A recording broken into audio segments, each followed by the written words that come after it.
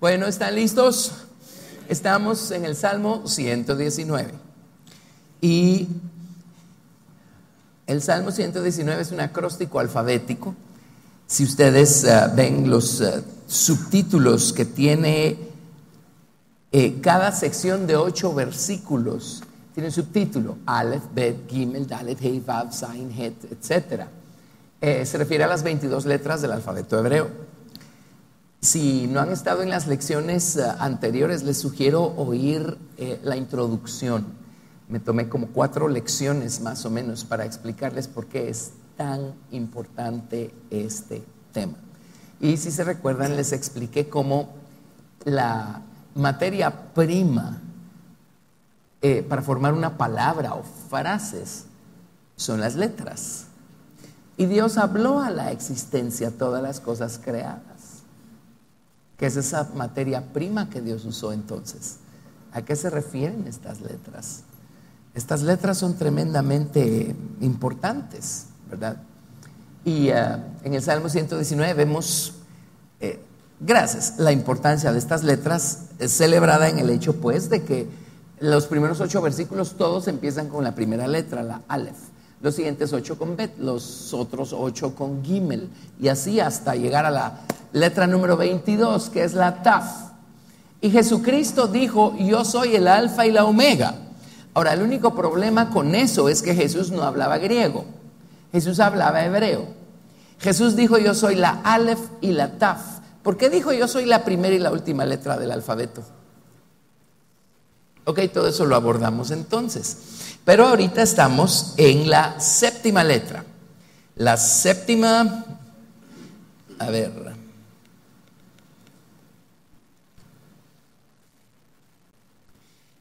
solo déjenme ponerme de acuerdo con esto. Algo le pasa. Sammy. Ok, mi dedo sí dibuja, pero no lápiz. Estamos en la séptima letra, la Zain, que aparece en Salmos, gracias a mí, del Salmo 119, del 49 al 56. La semana pasada estudiamos un poquito el contenido y el significado de la letra. Cada letra tiene un significado y cada letra tiene un valor numérico. Ahora, esos son hechos de la vida. La letra Zain es la séptima letra y vale 7.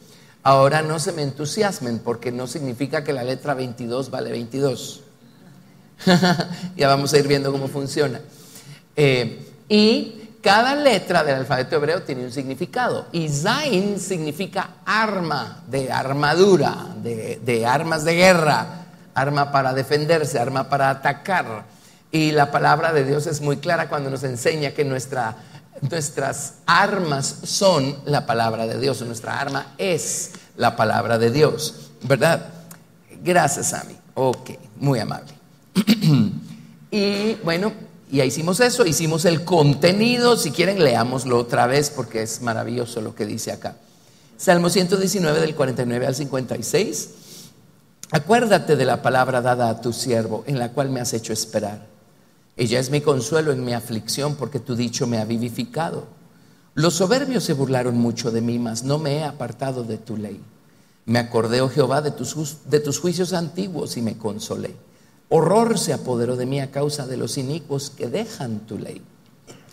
Cánticos fueron para mí tus estatutos en la casa en donde fui extranjero. Me acordé en la noche de tu nombre, oh Jehová, y guardé tu ley. Estas bendiciones tuve porque guardé tus mandamientos. Amén. Discutimos todo esto también la semana pasada. Todo eso está grabado, así es que pueden ahí servirse todo lo que quieran. Pero el día de hoy vamos a ver el valor numérico de la letra. La Zain se escribe así, al fin, en cursiva se escribe así. Vale 7. Y el número 7 es un número tremendamente importante en la palabra de Dios. De hecho, la palabra 7, ahora, 7 se dice Sheba. Se escribe así. En fonético sería así. Sheba. Eso significa 7. Y la palabra significa 7 como el número sagrado completo. Así dice el diccionario de Strong's. Pero viene de una raíz que se pronuncia Shaba. Y la raíz de la palabra 7, oigan esto, significa jurar. Como si se repitiera una declaración 7 veces. Por eso dice la Biblia, no juremos ni por el cielo, ni por Jerusalén, amén. Jurar como si se repitiera una declaración 7 veces. Jurar o juramentar es algo muy delicado, porque si estamos jurando, más nos vale que sea 100% así, ¿sí? Y yo crecí sabiendo que yo no debía estar jurando. Y mucha gente dice te lo juro cada 3 segundos, ¿verdad? Como parte de su vocabulario. Si usted padece de esa situación, váyaselo quitando.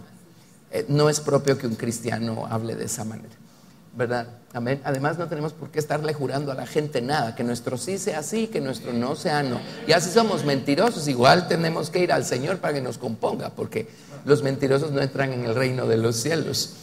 Amén. Pero no hay ninguna necesidad de estar jurando, ¿sí? Y si uno tiene que afirmar algo, ¿saben qué digo yo? Te lo aseguro. Te lo aseguro. Amén. Ok, muy bien. Pero significa jurar, como si se repitiera una declaración 7 veces. Oigan esto, significa estar completo. Significa hacerse 7 uno mismo. Tremendo, ¿verdad? O perfecto, o completo. Entonces, por supuesto, es un número que vamos a ver en conexión con el Señor Jesucristo, una y otra y otra y otra vez en la palabra de Dios. Amén. Podemos estudiar el 7, yo no sé cuán profundo quieren llegar con el número 7, pero aquí nos podemos estacionar un buen tiempo. La Biblia está llena de 7, ¿verdad? Pero déjenme solo picarlos. Déjenme picarlos. Vámonos a Juan capítulo 4. Juan capítulo 4. Juan 4. Y esto es maravilloso porque esta es una de esas lecciones clásicas en las que podemos ver con toda claridad cuál es el camino que Dios trazó para nosotros para que podamos crecer espiritualmente. Lo primero que el Señor Jesucristo quiere hacer y viene a hacer en la vida del ser humano es a salvarlo. Amén. Perdonando sus pecados, expiando o cubriendo su culpa, porque la paga del pecado es la muerte, mas la dádiva de Dios es vida eterna en Cristo Jesús, Señor nuestro. Amén. Lo primero que Él viene a hacer es a limpiarnos con su sangre, a redimirnos de la paga del pecado, que es la muerte y el infierno. Amén. Él crea un nuevo hombre dentro de nuestro viejo hombre y Él viene a hacer su morada dentro de nosotros. El día de nuestra salvación, amén, hay una nueva creación, una nueva criatura aquí adentro. Empezó una nueva vida, ¿sí? Cristo en nosotros. Ahora, puesto que lo natural sigue siendo figura de lo espiritual, el día que Cristo nació en nosotros, Él no nació como un adulto maduro. No funciona así. Ahora Cristo en nosotros tiene que crecer. Si nunca crece, nunca dejaremos de ser niños espirituales o niños en Cristo. Y tendremos necesidad una y otra vez de leche. Ahora hay 2 lados a la leche. Hay una leche de la que tenemos que graduarnos si estamos creciendo. Y hay otra leche mencionada en la Biblia que debemos desear continuamente para por medio de ella crecer para salvación. Amén. Hay 2 lados. Pero esa leche de la que tenemos que graduarnos. ¿Se imagina nosotros a estas honorables edades que ya ostentamos? Tomando pacha. porque nuestro sistema digestivo no se ha desarrollado y no podemos digerir ninguna otra cosa más que algo que alguien más ya digirió para nosotros. Como que no, ¿verdad? O sea, cuando uno va creciendo y madurando, algo se va desarrollando en uno. Y tarde o temprano uno no solo tiene necesidad de alimento sólido, es un deleite el alimento sólido. La leche sigue siendo deliciosa, pero alimento sólido. Entonces, muchos cristianos se quedan solo en la fase número 1 y se quedan como niños en Cristo toda la vida.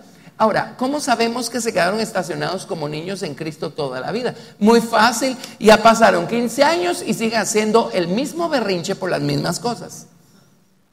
Siguen peleándose con Dios como si Dios fuera su criado y a Dios se le ocurrió no responderles o no darles esto que tanto le pedí al Señor. Bueno, ¿y desde cuándo Dios existe para satisfacernos a nosotros? Que yo sepa, nosotros existimos para satisfacerlo a Él.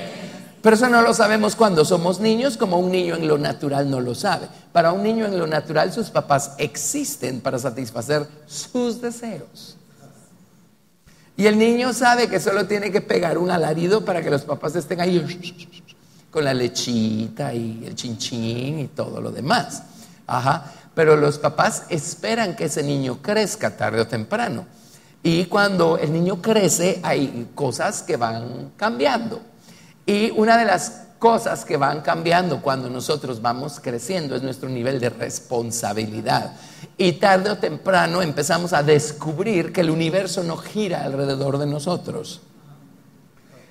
Ahora, lo natural nuevamente sigue siendo figura de lo espiritual. Si como niños en Cristo nunca crecemos, vamos a vivir y morir pretendiendo que el mundo entero existe para servirnos a nosotros. Y vamos a vivir peleándonos con todo el mundo porque no me saludaron como yo lo merezco y no notaron que yo entré en la habitación y nadie me rindió pleitesía y nadie me hizo caso. Eso es ser niños. Amén. Tenemos que crecer, tenemos que madurar. Y lo peor, como les digo, es que nos peleamos con Dios. Cada 3 segundos nos peleamos con Dios, ¿verdad? Pero cuando crecemos empezamos a descubrir que nosotros tenemos responsabilidades. Dios empieza a dejarnos saber que nosotros tenemos un papel que jugar, una responsabilidad para con Él. Él espera que nosotros respondamos de cierta manera. Algo tiene que crecer, ¿verdad? Amén. Entonces, pues cuando somos jóvenes espirituales, todavía somos bastante independientes, bastante voluntariosos.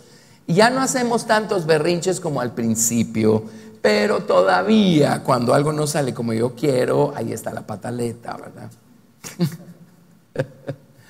Pero tarde o temprano, felizmente, nos graduamos a adultos espirituales. Y los adultos espirituales ni siquiera viven para ellos mismos. Los padres, ellos no viven para ellos mismos, viven para sus hijos. El cónyuge, uno vive para el otro.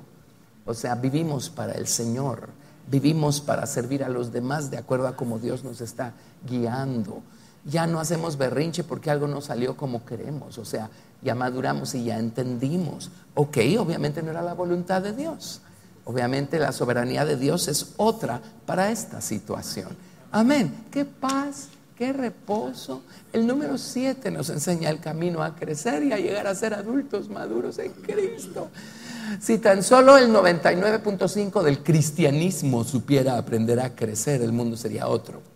Pero el mundo está lleno de cristianos inmaduros, ¿cierto? ¿Verdad? Pues qué buenos son salvos, nadie está discutiendo eso. Amén. Pero por el otro lado, si aprendemos a crecer, los cambios son tremendos, la gente los nota y la gente empieza a buscar, desear lo que ve en nosotros, ¿verdad? Ajá. Y ya no, o sea, hacemos la diferencia cuando estamos allí. Somos pacificadores, somos reconciliadores. Amén. Sabemos enseñarles a otros cómo perdonar, cómo ser misericordiosos. Sí, estamos ahí para orar por otros, para orar por cosas, etcétera. ¿Lo ven? Amén. Bueno, pero hagamos Juan capítulo 4. Esto me encanta, esta historia. Juan 4, verso 1.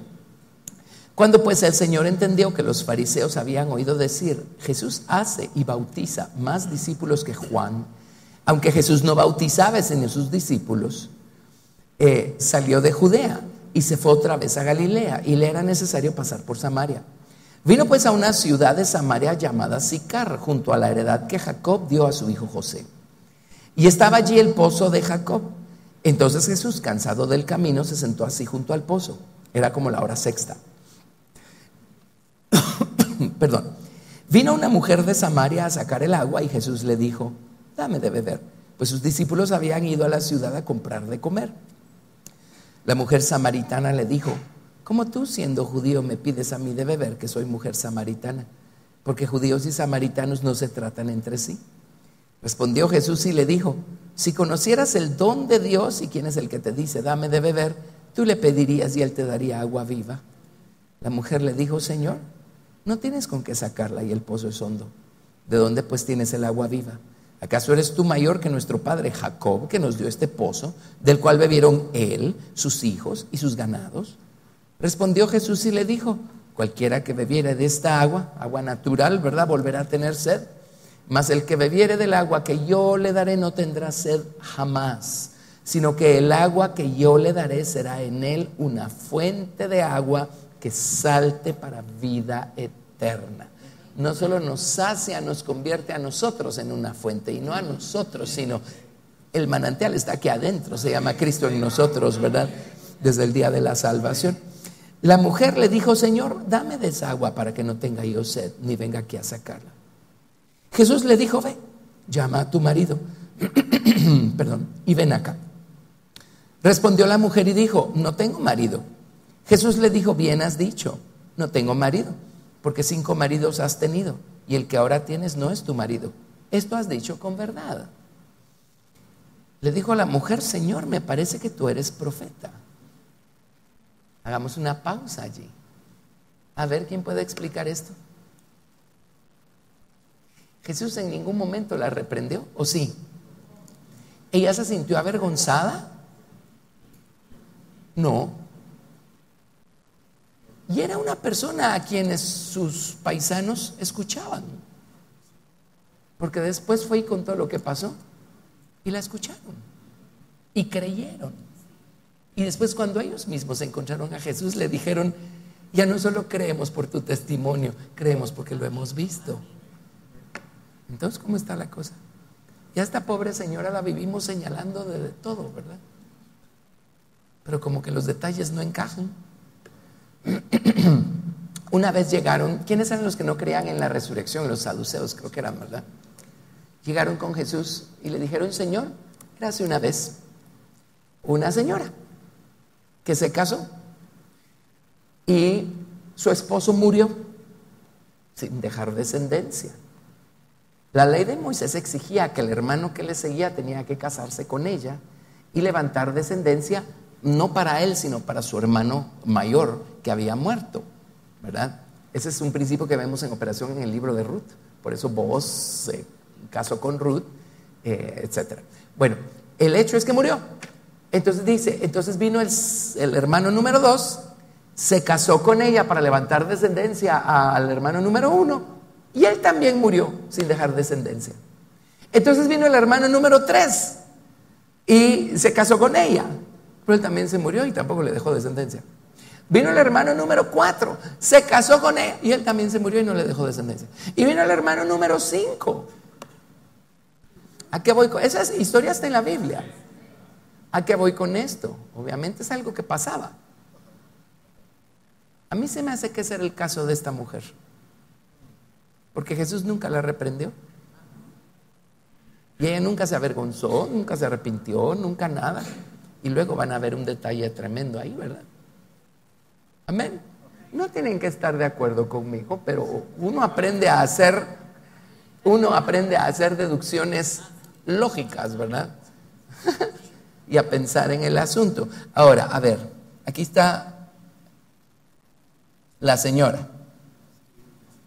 A ver, se fue. Ahí está, re bonita mi señora.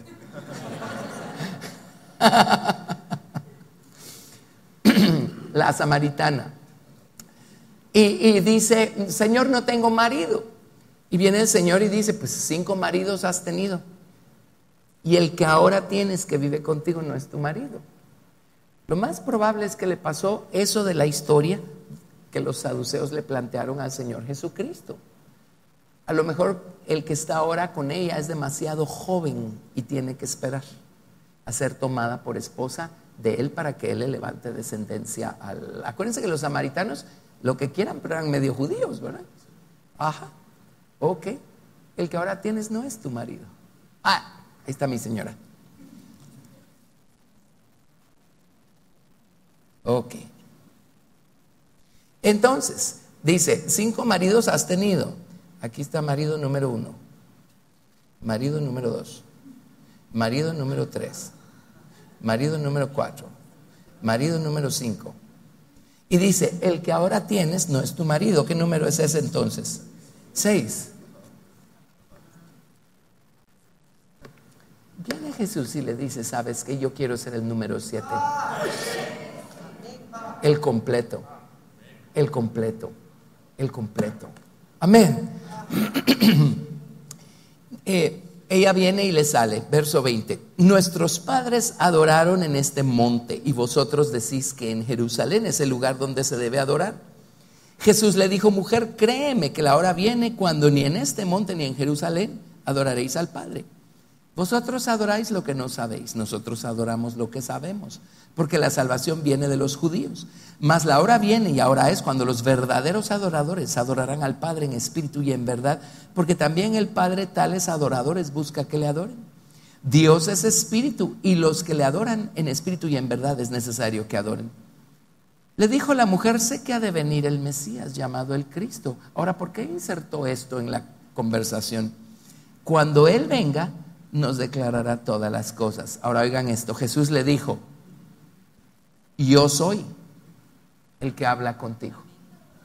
Ahora, ¿a cuántas personas en la Biblia Jesús personalmente les dijo, yo soy?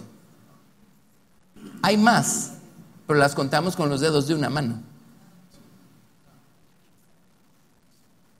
¿Por qué ella le dijo, yo soy? En eso vinieron sus discípulos y se maravillaron de que hablaba con una mujer. Sin embargo, ninguno dijo, ¿qué preguntas o qué hablas con ella? Entonces la mujer dejó su cántaro. Se supone que iba por agua, ¿verdad? ¿Por qué dejó el cántaro? Miren, se dio una bebida de agua viva que ya no necesitaba el agua natural. Se fue, llegó sedienta, salió saciada. Llegó con una experiencia dolorosa, imperfecta, incompleta y se fue completa, porque el número 7, el completo, el perfecto, se le reveló a ella como el yo soy. Y ella está contada entre las poquísimas personas a quienes Jesús se les reveló como el yo soy. Y fue a su ciudad, dice, venid, ved a un hombre que me ha dicho todo cuanto he hecho. ¿Nunca se avergonzó? ¿No será este el Cristo? Entonces salieron de la ciudad y vinieron a él, ¿verdad? Y si nos saltamos al versículo 39 dice, y muchos de los samaritanos de aquella ciudad creyeron en él por la palabra de la mujer que daba testimonio diciendo, me dijo todo lo que he hecho. Ahora, tiene que haber habido algo más que solo la historia de lo que le pasó, porque si no, el concepto de los samaritanos hubiera sido únicamente que Jesús era un profeta, entre muchos, pero no. Entonces vinieron los samaritanos a él y le rogaron que se quedase con ellos, y se quedó allí 2 días, y creyeron muchos más por la palabra de él, y decían a la mujer, ya no creemos solamente por tu dicho, porque nosotros mismos hemos oído y sabemos que verdaderamente este es el Salvador del mundo, el Cristo. Estamos hablando de samaritanos. Amén. Miren lo que puede pasar con alguien que viene al Señor con suficiente sed y bebe del agua viva que el Señor Jesucristo nos da. Aguas de salvación y aguas de perdón y aguas de verdad. Amén. Él fue su marido número 7. Yo no sé qué hizo con el número 6 porque no dice, pero yo creo que al número 6 ya no se quedó esperándolo tampoco, ¿verdad? Conoció al número 7. Conoció al número 7. 7 significa completo, perfecto, eso es el Señor Jesucristo. Amén. Quería insertar esto porque a mí esta es una historia maravillosa.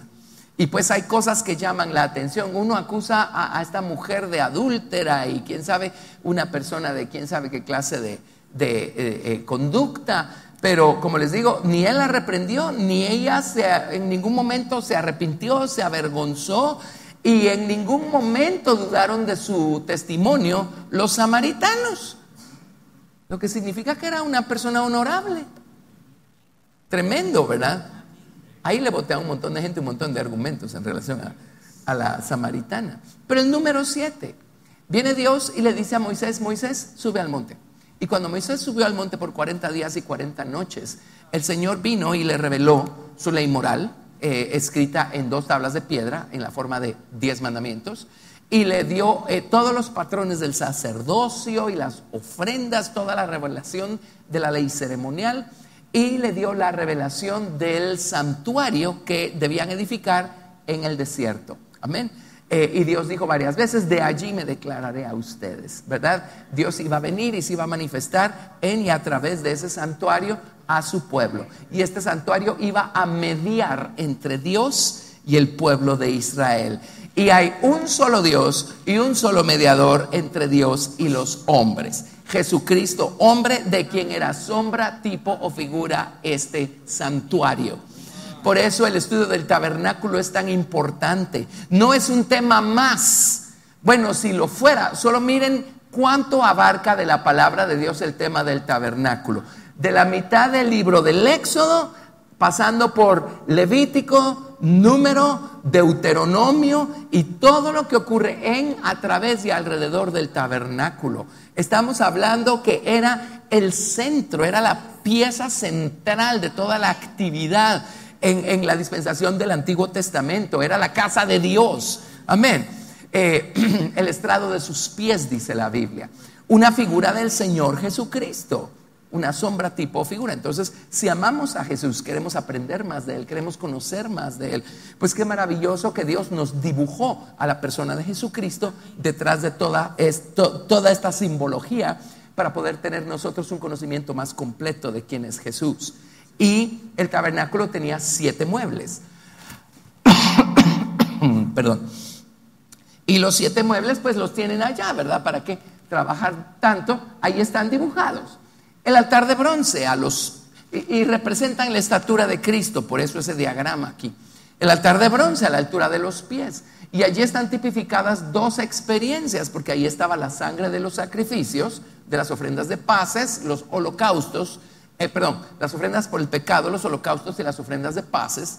Y allí sobre ese altar descendía el fuego enviado por Dios para aceptar y consumir los sacrificios. Amén. Figura del Espíritu Santo bautizando a los creyentes. Y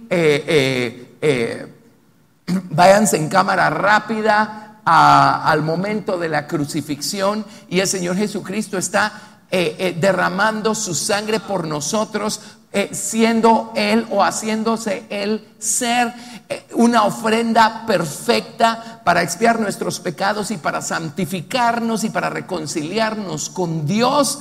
Y luego están sus discípulos que hicieron suya esa sangre redentora, y Jesús los manda a esperar en la ciudad de Jerusalén la promesa del Padre. Y luego a los 50 días de la crucifixión están todos estos 120 en el aposento alto. ¿Y qué ocurre? Ellos hicieron suya la sangre del Señor Jesucristo, el sacrificio del Señor Jesucristo. Bueno, Dios envió el fuego de lo alto para santificarlos, para bautizarlos, y fueron todos llenos del Espíritu Santo y empezaron a hablar en otras lenguas. Todo eso está representado en el primer mueble del tabernáculo, el primero. El segundo mueble es la fuente de bronce, la fuente y su base, ¿verdad? Y eso, ahí está tipificada la experiencia del bautismo en agua. Amén. El agua con la que llenaban esta fuente y su base no era un agua cualquiera. Esa agua provenía de la roca que los seguía, y la roca era Cristo. Ahora, si lo estudiamos en el Antiguo Testamento con la ayuda de los diccionarios, vamos a descubrir que hay ocasiones en donde dice que la roca Tsur dio aguas, y luego hay ocasiones en las que vamos a descubrir que dice que la roca Sela dio aguas. ¿Que no es lo mismo? No, Sur es la roca del Padre y Sel es la roca del Hijo. Entonces, y luego hay ocasiones en donde dice que las rocas en plural dieron sus aguas, ¿verdad? Ahí en esa fuente de bronce está unificado el nombre del Padre, o la naturaleza del Padre y la naturaleza del Hijo, para venir las dos juntas operando en nosotros y circuncidando nuestro corazón y trayendo muerte a lo que debe morir en nosotros, haciendo vivir lo que tiene que vivir en nosotros. Todo eso es lo que ocurre cuando somos bautizados en agua. Amén. Cuando somos bautizados en agua, no nada más nos están mojando. Dios nos está dando un recurso poderosísimo que a partir de ese día se nos abre para seguir echando mano de ese recurso para siempre, ¿verdad? El bautismo en agua. Ok. Después tenemos nosotros el altar de oro del incienso a la altura del lugar santo, que es donde aprendemos a orar. Alguien dirá, pero yo oro desde el día 1. Pues sí, ¿verdad? Igual yo estoy en el colegio desde que estoy en parvulitos. Pero también puedo estar en el colegio en quinto bachillerato. Y es muy diferente, ¿verdad? O sea, ahí aprendemos a orar. Y empezamos a experimentar todos esos niveles maravillosos de oración, de intercesión, la intercesión del Espíritu y la labor de parto y todo lo que nos enseña la palabra, y experimentamos del lado del Espíritu. Luego tenemos el candelero, donde está representada la luz de la palabra. Jesucristo dijo: yo soy la luz del mundo. Y dice el Salmo 119: lámpara es a mis pies tu palabra y lumbrera mi camino. Y luego tenemos la mesa con los 12 panes de la proposición, y Jesucristo dijo: yo soy el pan vivo que descendió del cielo. Sus padres comieron maná en el desierto, todos se murieron, pero el que come de este pan vivirá para siempre. Amén. Entonces ahí está la luz de su palabra, el pan de su palabra. Su palabra no solo nos ilumina, alumbra nuestros pies. Lámpara es a mis pies, me alumbra los pies y me alumbra el camino. O sea, es para verme a mí mismo y para ver el camino. Ahí es donde el Señor nos da las teorías, ¿verdad?, de su palabra. Pero luego la palabra es pan también. El pan me da fortaleza, me da sustento. Y quemaban frankincenso encima de las 2 columnas de 6 panes. Eso habla de la fe que va en aumento a medida que me fortalezco más y más en la palabra de Dios.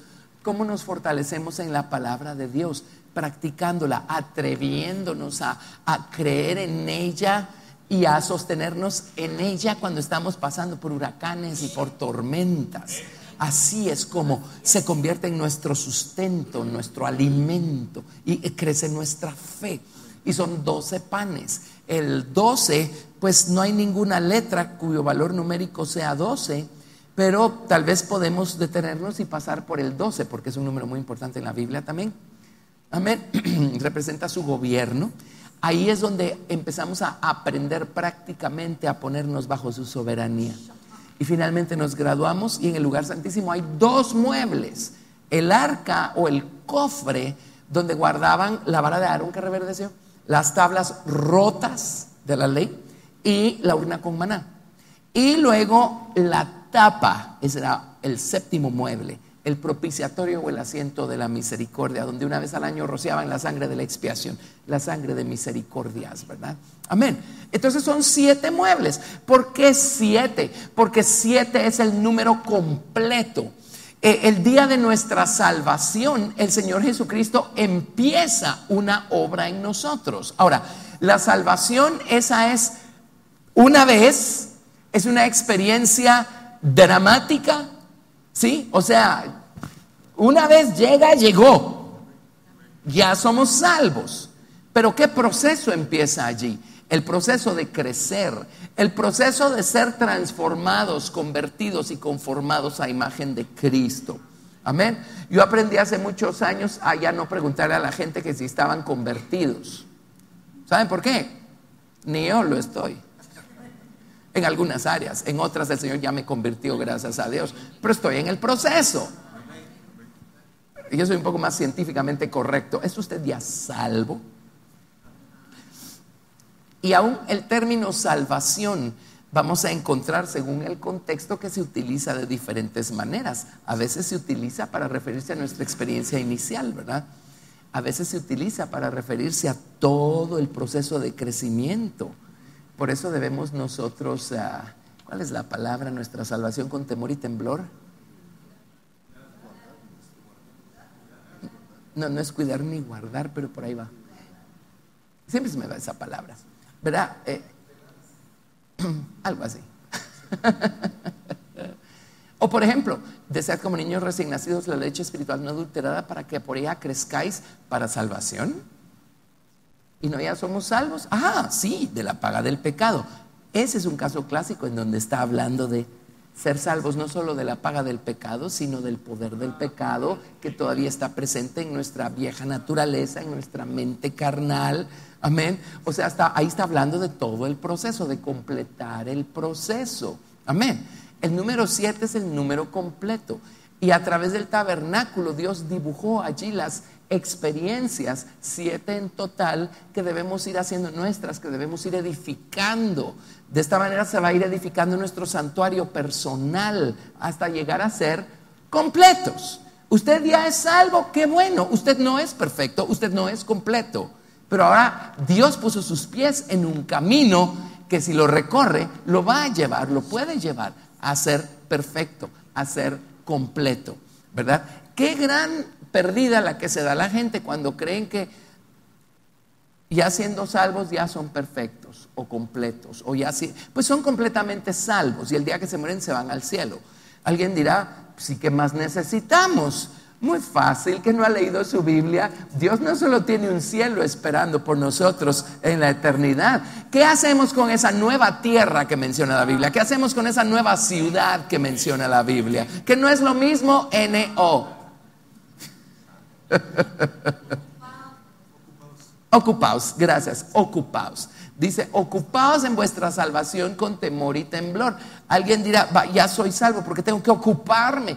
Porque quiero que la salvación haga su obra perfecta y completa en mí, salvándome no solo de la paga del pecado, eso ya estuvo, pero yo necesito ser salvo de un montón de actitudes. ¿O no? ¿Verdad que sí? De un montón de temores, aprehensiones, etcétera. Bueno, entonces el número 7. Tenemos 7 muebles en el tabernáculo o 7 experiencias, depende de cómo querramos verlo. Si lo vemos como experiencias, en el primer mueble hay 2, salvación y bautismo con el Espíritu Santo. En el siguiente mueble hay 1, bautismo en agua. En el siguiente mueble tenemos la experiencia de la oración. Aquí tenemos un candelero con 7 lámparas, la luz completa de la palabra de Dios, la revelación completa. Y déjenme contarles algo. ¿Se acuerdan cuántos adornos tenía el candelero? Almendras, manzanas y renuevos. 66 adornos. La caña central tenía 12 adornos y cada brazo tenía 9 adornos. Usted haga las matemáticas, suma 66. ¿Y cuántos libros tiene su Biblia? 66. ¿Quiere la luz completa? No empiece a arrancarle libros a la Biblia. El Nuevo Testamento, eso no es para el Antiguo Testamento, eso no es para nosotros hoy. El libro de los Hechos, eso ya no es para nosotros tampoco, porque eso es para la primera iglesia, pero no para nosotros. Para cuando terminemos no nos va a quedar mucho para nosotros. Y les conté una vez, fuimos a predicar a un lugar y estábamos hablando sobre el Espíritu Santo. Y naturalmente estábamos haciendo referencia al libro de los Hechos y a la experiencia de Pentecostés y todo. Y gracias a Dios, una de las personas líderes que estaban allí, una hermana, levantó la mano. Dijo, hermano, es que a nosotros, pues en su denominación, ¿verdad?, nos enseñaron que uno no puede sacar doctrina de los libros históricos. Por eso uno no puede sacar doctrina del libro de los Hechos. Debe haber sido gente que no cree que el bautismo con el Espíritu Santo es para nosotros hoy. Entonces necesitan encontrar alguna manera de justificar ese argumento, ¿verdad? Pero le dije, hermana, fíjese pues, ¿no podemos nosotros obtener doctrina de los libros históricos? Bueno, en primer lugar, 2 de Timoteo 3, 16 y 17 dice, toda la escritura es inspirada por Dios y útil para, en griego dice doctrina. Enseñar es doctrina en griego. Toda la escritura es inspirada por Dios y útil para doctrina. Nos abrieron los ojos, ¿verdad? Y luego le dije, ok, si de los libros históricos no podemos nosotros sacar provecho, quitemos de la Biblia los libros históricos. Josué, Jueces, Ruth, Primera de Samuel, Segunda de Samuel, Primera de Reyes, Segunda de Reyes, Primera de Crónicas, Segunda de Crónicas, Esdras, Nehemías, Esther, Hechos. Miren todo lo que le quitamos a la Biblia. Ya no nos queda mucho para nosotros, ¿verdad? Entonces se dieron cuenta del asunto. Bueno, al final oramos y recibieron el Espíritu Santo, gracias a Dios. Sí, pero es cierto, todo lo que dice la Biblia, todo lo que está en la Biblia es de Dios, todo. Y si es de Dios, es bueno. Y si es bueno, lo necesitamos. Y Jesucristo es el mismo ayer, hoy y por los siglos. Y si Él bautizó ayer con el Espíritu Santo, Él sigue bautizando hoy con el Espíritu Santo. O sea, Él no se quedó sin gasolina cuando se murió el último apóstol, ¿verdad? Gracias a Dios por toda la palabra. Estos 66 libros detienen esas 7 lámparas para que tengamos toda la luz de la verdad que nos va a dar sabiduría, entendimiento y conocimiento, que son las almendras, las flores y los renuevos que tenía el candelero. Amén. 7, 7, 7, 7. Luz completa. ¿Se acuerdan que el Señor Jesucristo en el libro de Apocalipsis es revelado como teniendo 7 ojos? Visión perfecta, lo sabe todo. Uno mismo no se conoce lo suficiente. Jesús lo conoce todo, lo ve todo, lo sabe todo. Y ya no nos excusemos, estamos perdiendo tiempo y energía. Amén.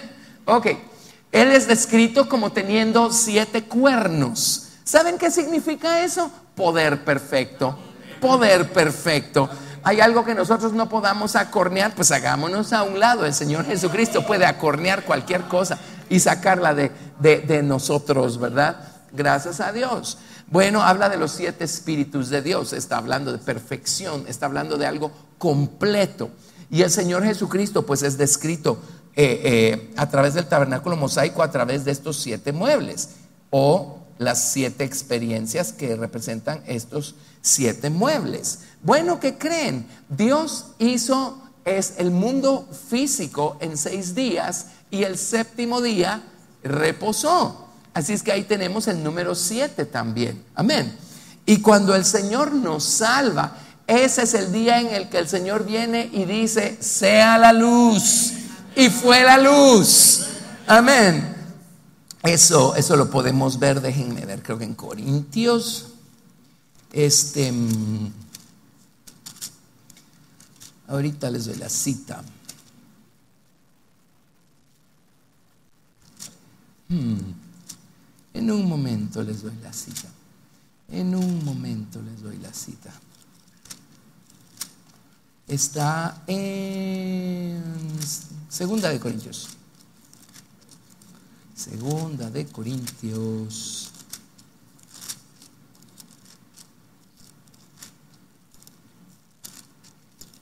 Me va a pasar que la tengo enfrente y no la miro. Cuando dice que Dios de las tinieblas hizo la luz, alumbró en nuestros corazones para el conocimiento de Jesucristo. 3:6. Primera de Corintios, no. Sí, porque no es segunda. Se me perdió. A ver, el primero que manda. Primera. Segunda 4:6. Sí, he estado dando vueltas. Ahí está. Pasé por ahí no sé cuántas veces y no lo vi. Gracias. Segunda de Corintios 4:6. Porque Dios, que mandó que de las tinieblas resplandeciese la luz, es el que resplandeció en nuestros corazones para iluminación del conocimiento de la gloria de Dios en la faz de Jesucristo. ¿Qué está diciendo? Está diciendo el día de nuestra salvación Dios dijo: sea la luz. Ese fue el primer día. Pues entonces los otros 6 días los podemos equivaler acá a las experiencias que representa el tabernáculo mosaico, ¿verdad? Amén. Así es que son 7 muebles, 7 días de la semana creativa. Luego esa ese mundo de habitantes antes del diluvio se corrompió, se pervirtió. Dios tuvo que limpiar el pecado y la corrupción que había en la tierra, y se salvó Noé con otras 7 personas, porque se salvaron 8. Y entonces vino Dios e hizo aparecer el arco en las nubes como una señal de pacto, de que Dios ya no iba a destruir con agua esta tierra. Amén. ¿Cuántos colores tiene el arco iris? 7. A ver, rojo, naranja, amarillo, verde, azul. Yo siempre los digo al revés. Yo siempre digo violeta y añil, y realmente se supone que es añil y violeta, mezcla de rojo y morado, y el morado. Así es que algunos lo dicen de una forma y algunos otros lo dicen de otra manera. Mire qué cosa, rojo, ¿qué representa sino la sangre del Señor Jesucristo? ¿Qué otra cosa? Amén. El naranja, el fuego del Espíritu Santo. El amarillo, bueno, si va de la mano con la fuente de bronce, representa la gloria del nombre en el que somos bautizados y que es invocado sobre nosotros, ¿verdad? El verde, ese es lindo porque ¿se acuerdan que en el libro de Apocalipsis el Señor aparece en su trono rodeado de un arco color esmeralda? Color esmeralda, pues hay esmeraldas de diferentes tonalidades, pero por regla general las asociamos con el color verde. Y una esmeralda su valor va de la mano con estas famosas quebraduras que tiene adentro, que les llaman árboles, ¿verdad? Quebraduras. Así es que allí en esas esmeraldas encontramos, o en el verde encontramos varias cosas. Por supuesto nos habla de vida, ¿verdad? Las hojas verdes de los árboles y todo eso. Pero si lo asociamos con la esmeralda, tiene que ver con quebranto, quebrantamiento. Y es allí en oración que uno aprende a quebrantarse, ¿verdad? Amén.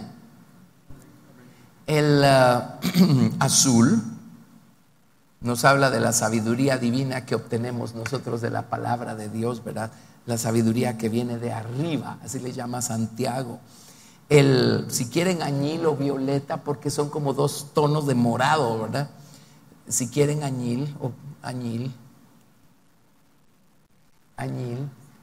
Ya el color violeta nos habla de poder reinante, era el color de la realeza, el púrpura era el color, este es violeta. Entonces allí vemos nosotros ya reflejada la soberanía del Señor. Amén. O su gobierno, o su soberanía. Entonces no sé si han notado una cosa notable, pero miren qué sabio es Dios. No sé si tengo todos los colores aquí, pero cuando aparece cuando aparece un arco en el aire, el rojo, ¿dónde está? Arriba. ¿Ya? El rojo está ahí. El rojo está arriba. Y luego, pues, por supuesto, naranja, amarillo, verde, azul,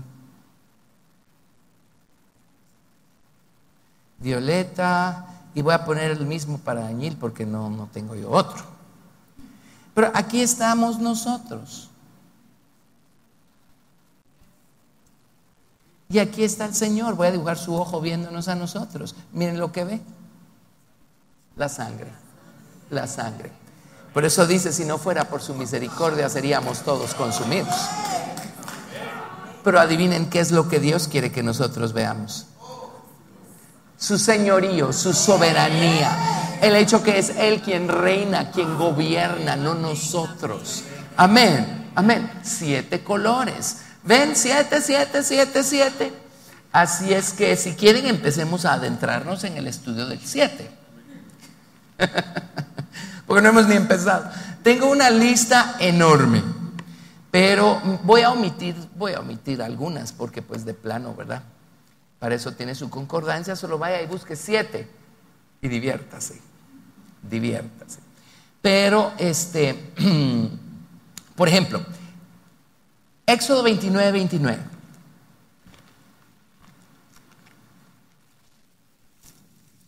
Éxodo 29, 29.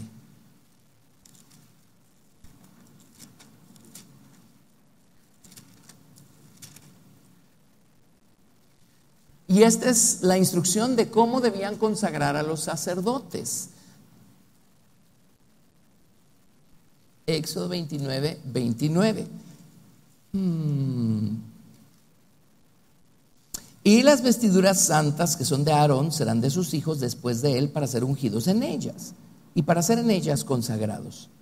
Por 7 días las vestirá el que de sus hijos tome su lugar como sacerdote cuando venga al tabernáculo de reunión para servir en el santuario. Y tomarás el carnero de las consagraciones y cocerás su carne en lugar santo. Y Aarón y sus hijos comerán la carne del carnero y el pan que estará en el canastillo a la puerta del tabernáculo de reunión. Y comerán aquellas cosas con las cuales se hizo expiación para llenar sus manos para consagrarlos. Mas el extraño no las comerá porque son santas. Y si sobrare hasta la mañana algo de la carne de las consagraciones y del pan, quemarás al fuego lo que hubiere sobrado. No se comerá porque es cosa santa.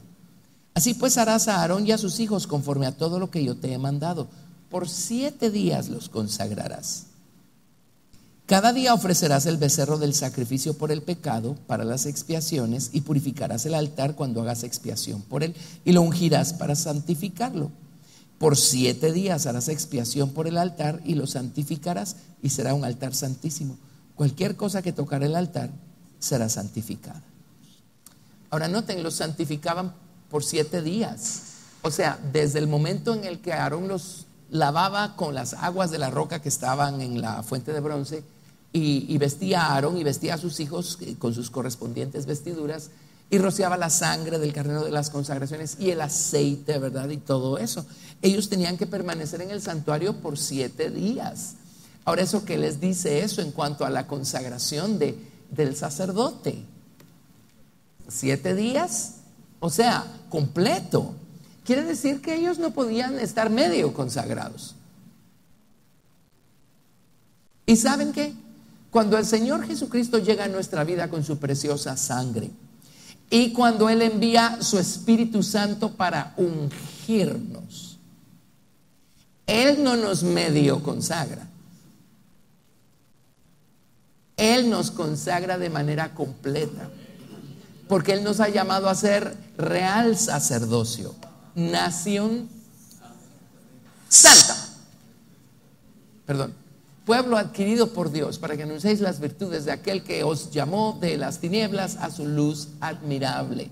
Entonces no hay, o sea, Dios no hace las cosas a medias. Si yo siento que Dios a mí medio me consagró y por eso puedo seguirme dando licencias para hacer un montón de cosas, no, Dios no hace las cosas a medias. Ahí es uno el que está respondiendo a medias a una obra que el Señor ha hecho completa, entera. Amén. Y tengo que compartirles esto porque son cosas que a uno le van abriendo los ojos para poder tener respuestas, ¿verdad? Pero estaba leyendo de un movimiento y se supone que es un movimiento cristiano pentecostal. Ahora, mi entendimiento de pentecostal es, yo que empecé en 1981, hace 37 años, es un poco diferente al entendimiento que hoy en día tienen los cristianos del pentecostalismo. O sea, la gente pentecostal no solamente hablaba en otras lenguas y fluía en los dones del Espíritu Santo, era gente, y sigue siendo en algunos círculos, consagrada, santificada para el Señor. De esos cristianos que a lo mejor antes, que no estaba tan popular el cristianismo, la gente señalaba y decía: ahí va un evangélico. ¿Cómo sabían que lo era? ¿Cómo sabían que lo era? Y saben que eso no ha cambiado. La gente tiene que saber a quién le pertenecemos. Amén. Ok. ¿Han notado el atributo que se le da a la tercera persona de la Trinidad? Espíritu Santo. Si Él llega y nos bautiza, algo tiene que hacer eso con nosotros, ¿no? El Espíritu Santo santifica. Y en el Nuevo Testamento, creo que es en el libro de Romanos, dice: el Espíritu santifica las ofrendas. No, dice: el fuego santifica las ofrendas. El Espíritu Santo lo que toca lo santifica, porque Él es fuego santificador.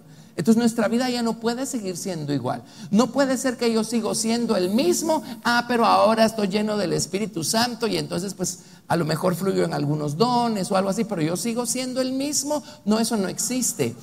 Entonces a mí me cuesta conciliarlo porque uno oye de movimientos como este que les estoy describiendo, que se presentan a sí mismos como pentecostales en el sentido de que creemos en el Espíritu Santo y la libertad que da el Espíritu. Y dice uno, pero fuera de la bulla que hacen no se nota por ningún otro lado. Pero luego era un artículo secular, porque era el artículo de un periódico. Luego el artículo decía, sin embargo, interesantemente, a duras penas se oye que hablen en otras lenguas. Entonces me abrieron los ojos. Con toda honestidad, no están bautizados en el Espíritu Santo. Solo manejarán las teorías fuera de contexto y son uno de esos casos clásicos que creen que donde está el Espíritu de Dios hay libertinaje para hacer lo que querramos. Entonces entendí, dije, ok, con razón. Si no hablan inglés, ¿cuál es la evidencia del bautismo? No hay vuelta de hoja. Ahora, ese no es el único don que viene, pero ese es el primero que se manifiesta de acuerdo con la palabra de Dios. Entonces dije, con razón. Hoy en día le están llamando pentecostalismo y llenura del Espíritu Santo a tener esa mal llamada y mal interpretada libertad de seguir actuando igual que el mundo y seguir haciendo las cosas igual que el mundo. Pero somos llenos del Espíritu Santo. Dije, ya entendí, es que no son llenos del Espíritu Santo. No puede ser una persona verdaderamente llena del Espíritu Santo. El Espíritu, una vez llega, empieza a separarnos de cosas, a consagrarnos para Dios. Es fuego, pues algo se tiene que empezar a consumir, ¿no? Yo me acuerdo cuando el Señor empezó a trabajar conmigo, las cosas que el Señor me empezó a cambiar, me empezó a quitar, y yo no necesité que me las predicaran desde un púlpito, por el amor de Dios. Amén. Él me fue quitando cosas, yo me fui dando cuenta, no, esto está de más, no, esto sobra, no, esto de plano a Dios no le gusta. ¿Sí? Es el fruto o el resultado natural de una conversión y de un bautismo con el Espíritu Santo. Amén. Amén. ¿Por qué les dije eso? Porque los sacerdotes se consagraban. Gracias. 7 días, o sea, obra completa. Ya cuando salían de ahí para servir a la gente, estaban bien santificados. Bien santificados. Amén. ¿Me están escuchando? Al que le venga el guante, que se lo plante. Pero es la verdad, es la verdad. No volteemos a ver a nuestro alrededor lo que está pasando allí. Veamos, alzaré mis ojos a los montes. Veamos al monte de Sión, ¿verdad? Veamos al Señor Jesucristo y midámonos con el Señor Jesucristo. Amén. Él es nuestra vara de medida, nuestra unidad de medida. Y vayamos a Él y Él que nos diga, ¿verdad? Si estamos dando la talla o si tenemos que dejarle seguir trabajando en algunas áreas de nuestra vida. Amén. Me explico. Pero ellos se consagraban 7 días, o sea, el símbolo de completo, una obra completa. Y si nosotros somos llamados real sacerdocio, nación santa, eso quiere decir que el Señor vino y nos consagró bien consagrados, pues. Amén. Eso es lo que espera Él de nosotros. ¿Sí? ¿Está claro ese? Muy bien, esto se vuelve a repetir en Levítico ya cuando lo hacen, cuando ungen a los sacerdotes y a toda la cosa, ¿verdad? Miren, un montón de cosas. Por ejemplo, en Levítico capítulo 4, verso 6. La sangre por hierro con Y, o por ignorancia, por los pecados de ignorancia que podían cometer los sacerdotes. Y ¿saben qué es lo lindo? Que por fe podemos regresar nosotros a la sangre y al aceite, buscando una mayor consagración, una mayor limpieza cada día. ¿Por qué eran tan poderosos los sacerdotes? Porque eran gente consagrada. ¿Por qué los reprendió Dios tan feo y tan duro en los libros de los profetas, ya antes de destruir la ciudad de Jerusalén y todo eso, porque miren qué responsabilidad. Dios les dio tremendos privilegios y ellos son los primeros que se desviaron. Entonces es a los que Dios más les pidió cuentas, ¿verdad? Amén. Levítico 4:6, bueno, 4:5. Y el sacerdote ungido tomará de la sangre del becerro y la traerá al tabernáculo de reunión, y mojará el sacerdote su dedo en la sangre y rociará de aquella sangre 7 veces delante de Jehová hacia el velo del santuario. Y el sacerdote pondrá de esa sangre sobre los cuernos del altar del incienso aromático que está en el tabernáculo de reunión delante de Jehová, y echará el resto de la sangre del becerro al pie del altar del holocausto que está a la puerta del tabernáculo de reunión. Él no entraba al lugar santísimo ese día, pero déjenme ver. Sí, pero él del lado del lugar santo rociaba 7 veces en dirección al lugar santísimo. ¿Saben por qué? Dios los veía desde el lugar santísimo. Ahí estaba su gloria, ¿verdad? Entre los querubines sobre el propiciatorio. Dios desde allí veía a su pueblo, veía a los sacerdotes. Y si ellos habían pecado, en el contexto aquí, si habían pecado por ignorancia manejaron mal algo de las ofrendas, algo hicieron. Entonces venía el sacerdote y 7 veces rociaba la sangre en dirección al velo, desde donde Dios estaba viendo. Entonces, ¿saben qué? Era una obra completa, una obra completa. Cuando Dios los veía, por ignorantes que fueran y por torpes que fueran todos los errores que cometían, Dios los veía a través de la sangre. Y la sangre estaba trabajando de manera completa, amén, cubriendo los pecados por ignorancia que habían cometido, en este caso los sacerdotes. Amén. Jesucristo hizo una obra completa en la cruz del Calvario. Ahora es cosa nuestra apropiarnos de manera completa de lo que Jesucristo compró para nosotros en la cruz del Calvario. Amén. Amén. Miren, ya aquí nos vamos dando cuenta cómo hay personas que se quedaron estacionadas en la primera estación, o van por la segunda o por la tercera, porque es un hecho que no todos los cristianos caminamos igual, o vemos las cosas igual, o entendemos las mismas cosas y de la misma manera. Ahí es donde nos damos cuenta que todos estamos en un proceso. Necesitamos ser completados. El cristianismo no es la religión a la que usted se cambió porque se aburrió de la religión anterior. Ay, por favor, ni siquiera es una religión. Amén. Es una relación, es un camino nuevo y vivo. Es no solo saber acerca del Señor Jesucristo, ¿cierto?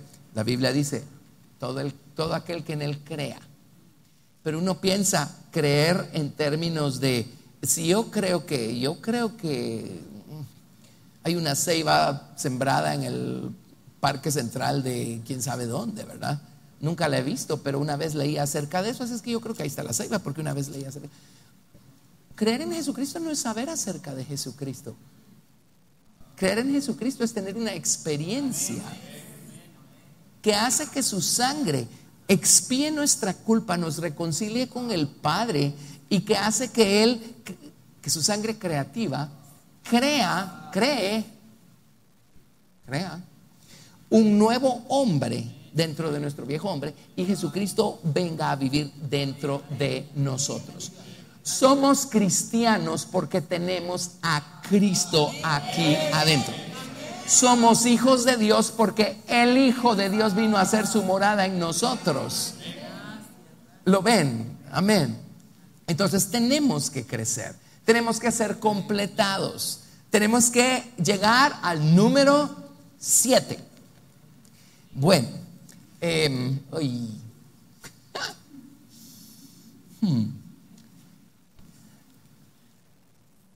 estoy viendo el reloj porque voy camino a las 7 fiestas, ¿verdad?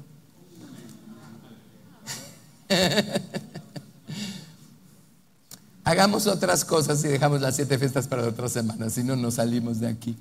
Ok, Levítico 8, verso 10. Levítico 8, verso 10. ¿Alguien es tan amable de recordarme la próxima semana que dejamos pendientes las 7 fiestas? Ok, gracias. Levítico 8:10. Y tomó Moisés el aceite de la unción y ungió el tabernáculo y todas las cosas que estaban en él y las santificó y roció de él sobre el altar 7 veces y ungió el altar y todos sus utensilios y la fuente y su base para santificarlos y derramó del aceite de la unción sobre la cabeza de Aarón y lo ungió para santificarlo, ¿verdad? Amén. Él también roció 7 veces sobre el altar el aceite de la unción y fue santificado el altar. Y luego leemos que él santificó todo el santuario, todo el tabernáculo fue santificado, fue dedicado, fue ungido con aceite. Todo el santuario fue ungido con aceite. No importa dónde estemos ministrando al Señor, donde nos encontremos, eso fue ungido con aceite y el nombre del Señor estaba en ese aceite, ¿verdad? Usted solo toque el santuario, lo que toque lo va a bendecir. Arrepiéntase en el altar de bronce, eso lo va a bendecir. Lávese las manos y los pies de ira, de contienda, de polvo de rechazo en la fuente de bronce, eso lo va a bendecir, etcétera. Ore, está tocando el nombre del Señor. Lea su Biblia, está tocando el nombre del Señor. El nombre del Señor nos santifica, nos limpia. Pero igual el santuario fue consagrado al rociar 7 veces con aceite, o sea, una cosa completa. Amén. Para enseñarnos cómo Dios hace las cosas de manera completa. De manera completa. Muy bien. A ver. Levítico 25, verso 8. Y ahí nos estamos saltando las fiestas que están en Levítico 23. Pero eso lo podemos dejar para la próxima semana. Levítico 25, verso 8. Y contarás 7 semanas de años, 7 veces 7 años, de modo que los días de las 7 semanas de años vendrán a hacerte 49 años. Entonces harás tocar fuertemente la trompeta en el mes séptimo, a los 10 días del mes. El día de la expiación haréis tocar la trompeta por toda vuestra tierra. Y santificaréis el año 50 y pregonaréis libertad en la tierra a todos sus moradores. Ese año será de jubileo y volveréis cada uno a vuestra posesión y cada cual volverá a su familia. Qué hermoso. El día de nuestra salvación fue nuestro jubileo, nuestro 7 por 7. Amén. El Señor nos salvó de manera completa. Pero miren, ven cómo el número 7 tiene que ver con reposo también. El séptimo día reposó Dios. El séptimo día todo regresa a su estado original, a su dueño original. Qué gozo, qué reposo. Por ejemplo, en Deuteronomio 15, verso 1.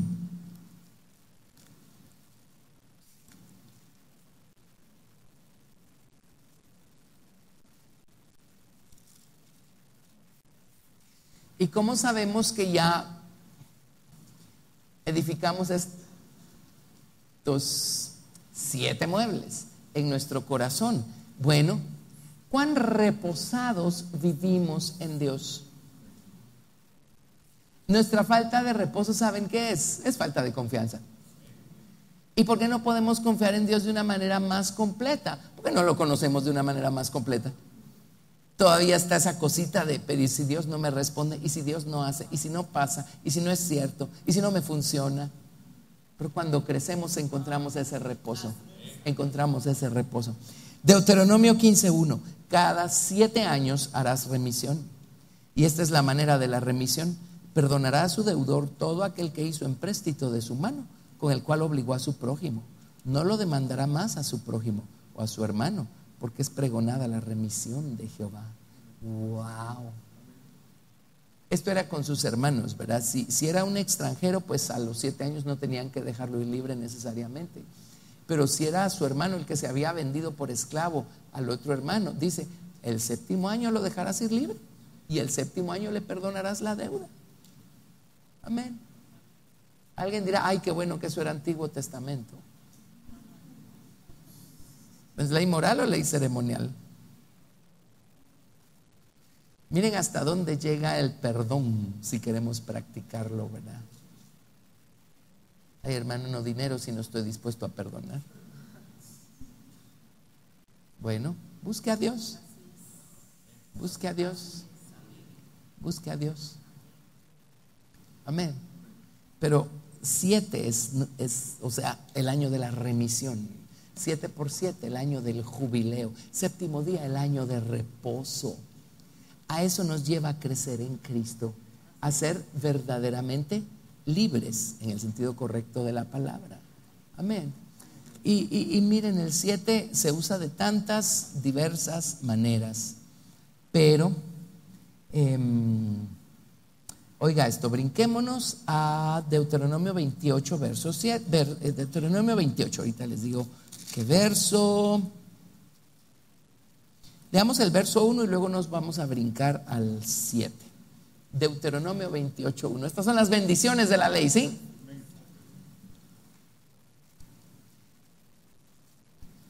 Acontecerá que si oyeres atentamente la voz de Jehová tu Dios, para guardar y poner por obra todos sus mandamientos que yo te prescribo hoy, también Jehová tu Dios te exaltará sobre todas las naciones de la tierra.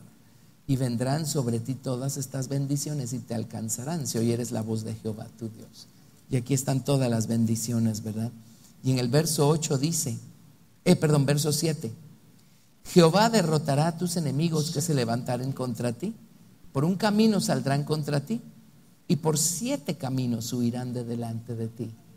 ¿Qué está diciendo? O sea, la victoria que vas a obtener es completa. El cuidado que Dios va a tener de ti es completo. Amén. Si oyes y haces. O sea, vas a ver a tus enemigos dejarte en paz de manera completa. Amén. Ahora saltémonos al verso 15. Pero acontecerá que si no oyeres la voz de Jehová tu Dios para procurar cumplir todos sus mandamientos y sus estatutos que yo te intimo hoy, que vendrán sobre ti todas estas maldiciones y te alcanzarán. Y aquí están enumeradas, ¿verdad? Y si nos vamos al verso 25,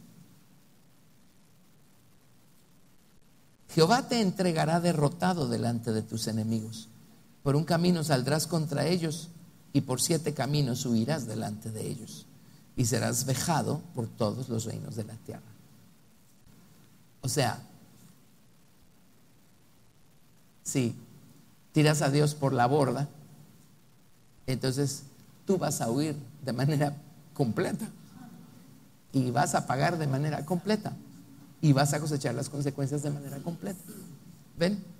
¿Por qué creen que en el libro de Apocalipsis los juicios de Dios todos tienen que ver con el número 7?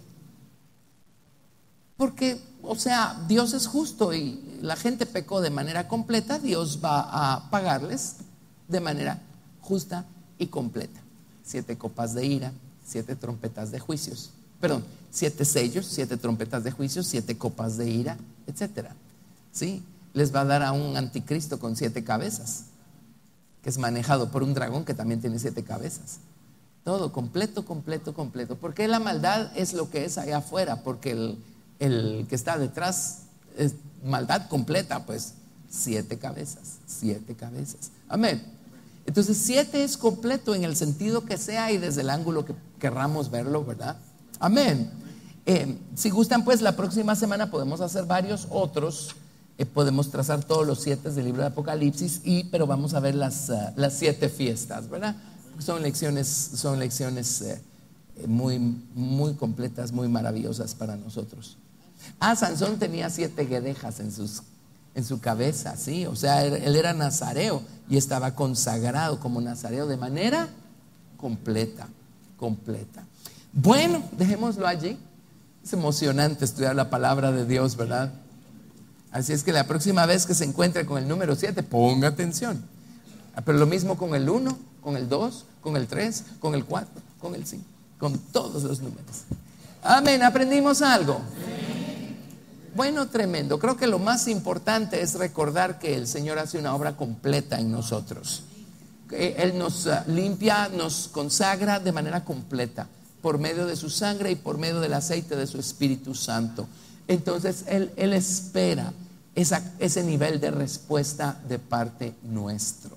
Amén. Vivir para Dios de manera completa. ¿Saben qué implica eso? Hasta llegar al punto de en las mañanas decirle: Señor, ¿Te agrada cómo voy?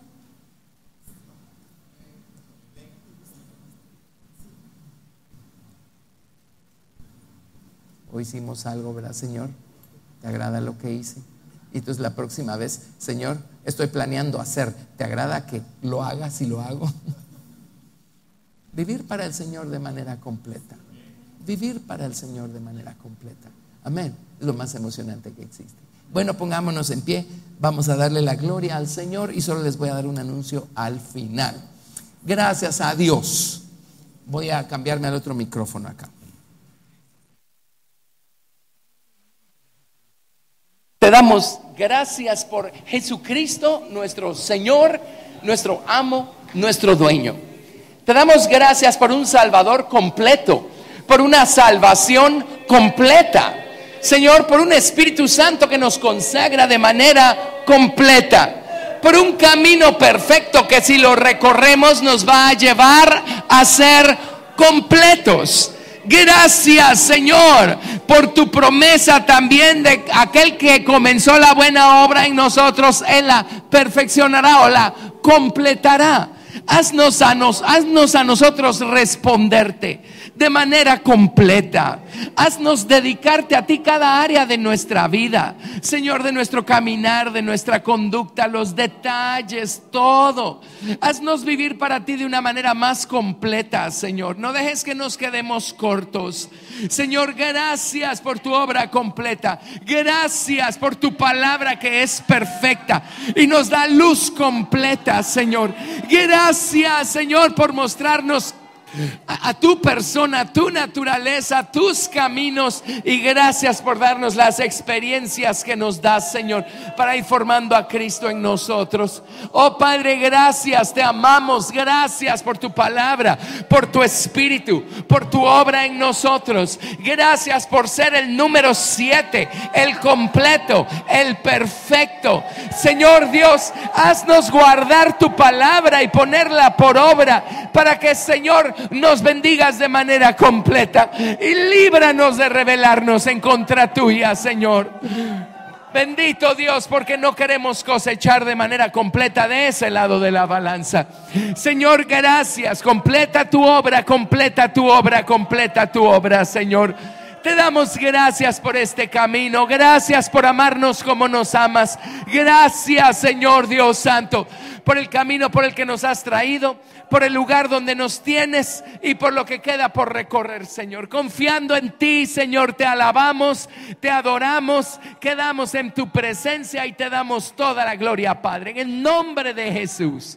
Amén. Aleluya. Gracias, Padre, en el nombre de Jesús, en el nombre de Jesús.